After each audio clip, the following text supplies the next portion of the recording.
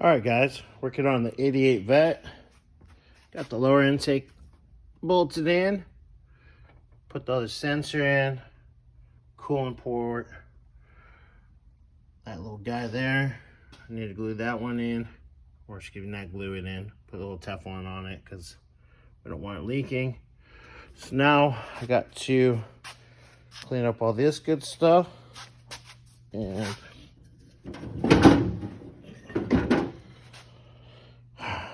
clean these guys off, which is all original 88 gaskets.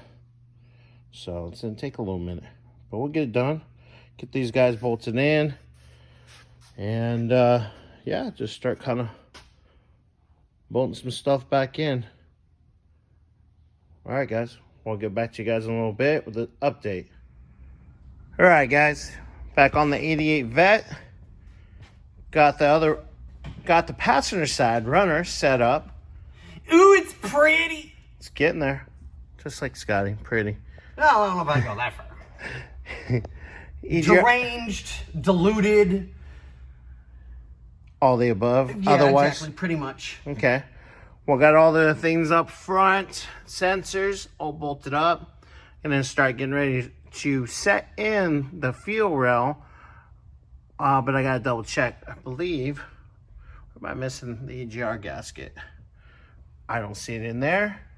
Waiting for the boss man to get back, just in case he happened to put it somewhere, but I 100% doubt that one. Yeah, I don't. EGR tube's bolted in, which is nice. Also need him to stab the distributor in. Yeah, just like that.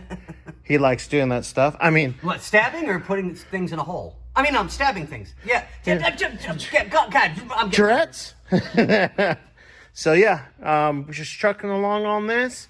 Trying to get some things done while the boss man is dealing with some other stuff today.